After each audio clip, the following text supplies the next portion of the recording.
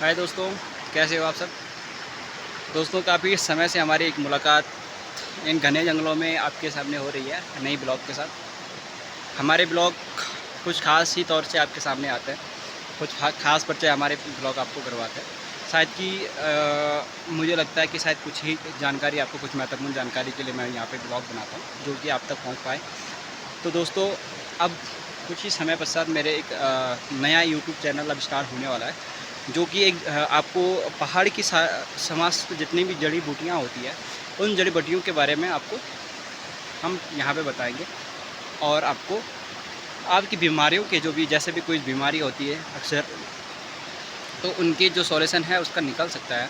हम हमारे यहाँ पे पहले ऊपरी गाँव के इलाकों में, उत्तराखंड के हो या फिर अन्य किसी राज्य में, पहले अक्सर दवाइयों का उपयोग ना करके जड़ी बूटियों का उपयोग करके इंसान को या रोगियों को सही किया जाता था। तो आज का ये युग है जो इसमें दवाइयों में बदल गया है। तो दोस्तों, हम फिर से एक अपने पुराने युग को एक बार आपके सामने लाएंगे और बताएंगे कि किस तरह की जड़ी बूटियाँ संसार में, मतलब हमारे उत्तराखंड में होती है, और किस तरह से उत्तराखंड इन जड़ी बूटियों की सहायता से स्वस्थ और स्वस्थ रहते हैं। तो दोस्तों, और लंबी आयु तक जीवित रहते हैं। तो दोस्तों, मैं आया हूँ अभी एक नदी के नज़दीक, जो है यहाँ पे इस नदी, हमारी एक नदी है जो धर्मगंगा के आसपास में है।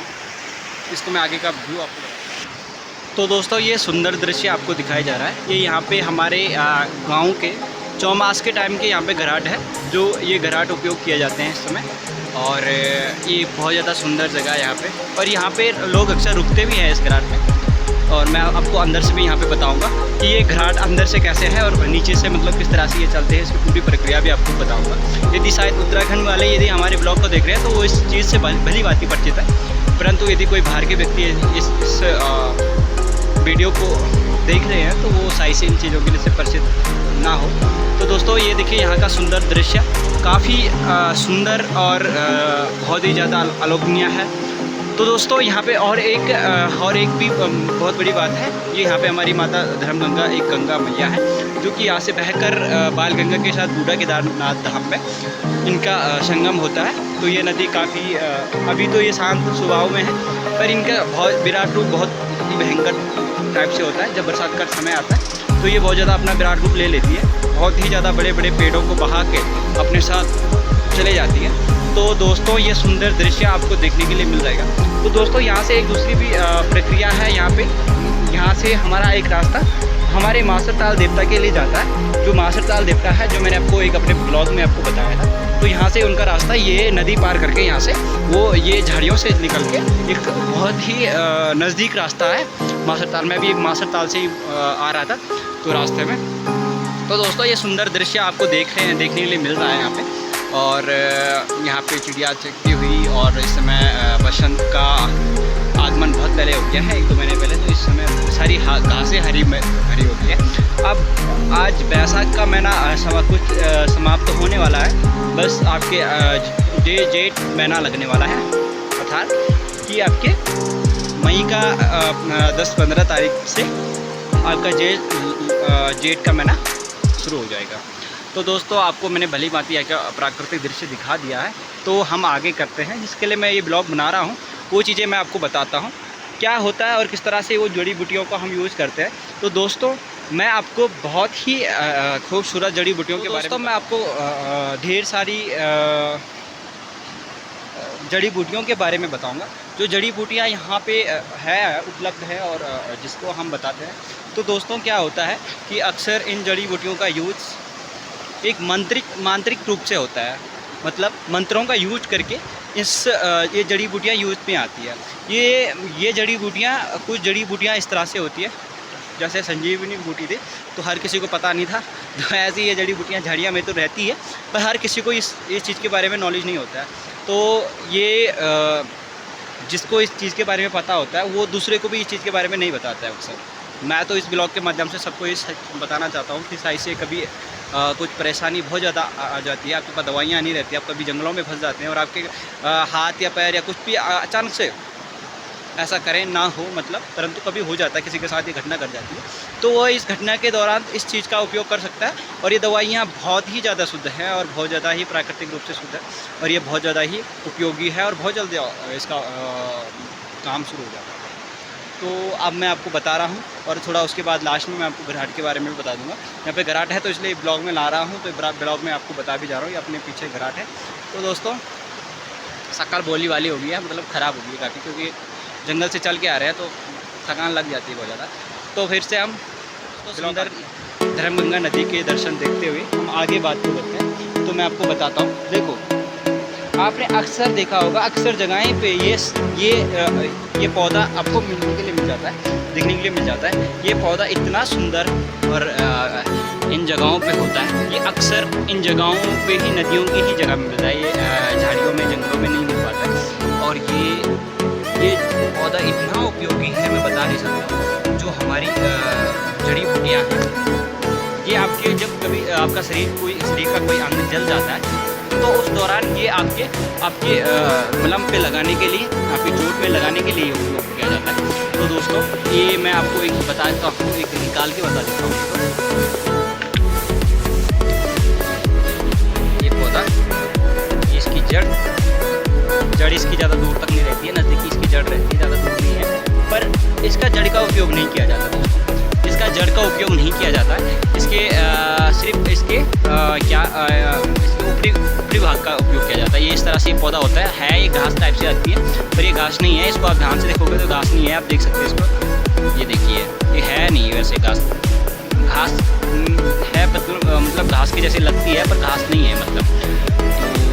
तो ये देखिए, जड़ी बूटियाँ बहुत ज़्यादा यूज़फुल है, बहुत ही ज़्यादा यूज़फुल है। मैंने कभी मैं बचपन में मेरे कभी पैर या हाथ जल गया था, तो उसमें हमने इस मलहम का उपयोग किया, तो बहुत जल्दी ये हमारा दर्द था वो एकदम शांत हो गया।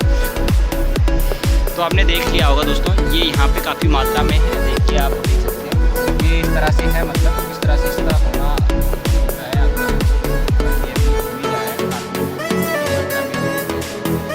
अपनी जड़ जाती है, मतलब अपनी जड़ें काफ़ी फैल जाता है, काफ़ी फैला हुआ है, काफ़ी देख सकते हैं, पत्थर के नीचे तो ज़्यादा ही मात्रा में निकल रहा है, ठीक है।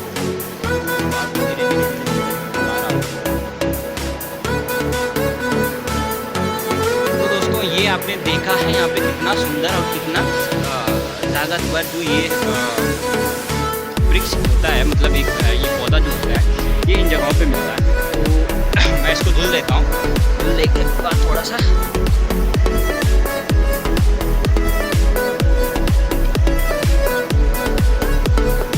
अब देखो दोस्तों, अच्छा अब ये निकाल दिया। अब ये आप बोलोगे कि अब इसका यूज़ कैसे करना है, यूज कैसे करना, देखो इसका यूज़ कैसे किया जाता है। अब ये यहाँ पे हमने एक पत्थर के ऊपर इसको लेते हैं, और पत्थर के ऊपर के बाद एक कोई छोटा सा पत्थर लगा के, ये देखो जैसे पत्थर ये है, पहले आपने धुलना है इसको, और धुल के बाद इसको रगड़ना है, इसको पीस के, अच्छे से पीस के। मैं इसको आपको बताता हूँ, ये अभी आपको एक साथ इकट्ठा करके इसको, ये देखो जो आपका दर्द जहाँ पे है, यहाँ कभी जल गया कुछ चीज़ें, तो उन जगहों पे लगाइए। तो दोस्तों ये आपके मलहम को, आपके जो दर्द है, दर्द नस का जो पीड़ा है उसको दूर कर देता है, एकदम से आपको दूर भगा देगा। तो दोस्तों ये देखिए, आप देख सकते हैं यहाँ पे इन जगहों पे इसका खूबसूरत आगमन होता है। जैसे बसंत आता तो ये वैसे आपको जून के महीने में भी, मतलब जिस समय बर्फ़ है उस समय भी ये हल्का फुल्का आपको सूखा सूखा भी मिल जाता है, कोई दिक्कत नहीं है। सूखे में भी आपका पानी डाल के इसका यूज़ कर सकते हैं, मतलब देखिए। परंतु दोस्तों मैं आपको इस चीज़ के बारे में तो बता रहा हूँ, परंतु आप अक्सर इन चीज़ों के बारे में दूसरे व्यक्तियों को नहीं बता सकते हो, क्योंकि इसकी एक शक्ति होती है। हमारे वैसे विज्ञान में इस चीज़ का ज़्यादा उल्लेखनीय की बातें नहीं हुई है, बल्कि जो हमारे ग्रंथ है, ऐसी चीज़ों, ऐसी कुछ जड़ी बूटियाँ हमारे पास ऐसी होती हैं जिसका उपयोग सिर्फ कुछ ही लोग कर सकते हैं। जैसे कि मुझे जानकारी है, तो मैं यदि किसी ने कहा कि मेरे पैर जल गया है, तो मैं 2-4 को बता नहीं सकता हूँ, या किसी के पास यदि लगाने के लिए वो देता हूँ। यहाँ पे देखो थोड़ा अक्सर मात्रा में यहाँ पे उपलब्ध है, इन्हीं जगहों पे है। ऊपरी इलाकों में आप जाओगे तो आपको देखने के लिए नहीं मिलेगा, मतलब देख सकते हो आप। मैं आपको एक रील भी बना के दूंगा इसकी। वेस्ट वाले रील। दोस्तों ये इसका यूज ये ढूलन है, आप सभी वैसे जानते हैं इसके बारे में। बहुत ज़्यादा स्वादिष्ट होती है, तो खाने में बहुत ज़्यादा स्वादिष्ट है। चावल के साथ तो बहुत ज़्यादा इसका कापली बनता है, अच्छी सी कापली होती है। और ये जंगली सब्जी होती है, जंगलों में ही पाई जाती है। और आपको दूसरी चीज़ हम यहाँ पे बता रहे हैं, लेंगड़ा। और लेंगड़ा के बारे में अक्सर लोग जानते होंगे, मेरे ब्लॉग को जो देख रहे हैं। देखो ये है हमारा प्यारा सा लेंगड़ा, मतलब बहुत सारे हैं यहाँ पे, कुछ वहाँ पे, कुछ उसके ऊपर है, कुछ वहाँ पे खड़े हैं, तो कुछ यहाँ पे है। देखिए दूर नज़दीक से दिखा देता हूँ, ये देखो। और बहुत ही ज़्यादा स्वादिष्ट होता है। हाँ हाँ, क्या बोलना है, जब हाँ वो मार्चे की रोटी और घी और साथ में लेंगड़ा की सब्ज़ी जो खाने में जो आनंद आता है, वो शायद ही मुझे लग रहा है कि ऐसे इलाकों में कहीं मिलता होगा, मतलब खाने के लिए। ठीक है, ये सब चीज़ें आपको मैंने दिखा दिया। तो दोस्तों हम छोटे छोटे ब्लॉगों के माध्यम से ज़रूर हम आपको छोटे ब्लॉग दिखा रहे हैं, परंतु ब्लॉग में महत्वपूर्ण आपको जानकारी देंगे और जानकारी दे रहे हैं। तो दोस्तों बने रहे हमारे ब्लॉग में, ज़रूर हम आपको दूसरे बार आपको अच्छे और अच्छे ब्लॉग आपको बताएंगे। ये छोटी सी बटिया है, अब मैं अपने गांव की ओर जा रहा हूँ। बस अकेला ही इन जंगलों में आया था घूमने। मैं अकेला ही अक्सर निकल जाता हूँ कहीं के लिए भी, और किसी भी टाइम निकल जाता हूँ। तो मैं क्या बता सकता हूँ आपको, मैं कैसा इंसान हूँ। मैं तो कहीं भी अकेला चले जाता हूँ, मुझे उतना डर का अनुभव नहीं हुआ है आज तक। तो हरी घास बड़ी अच्छी लग गई है, मैं हरी घास भी आपको बता दे रहा हूँ, बहुत ही सुंदर है, बहुत ही सुंदर लग चुकी है हरी घास। रिंगाल के बारे में तो आप जानते हैं ना, रिंगाल है, परंतु ये है हरी घास। यहाँ पे ये लग गई, इसे में खाकर खाकर बड़े प्यारे लगे हैं।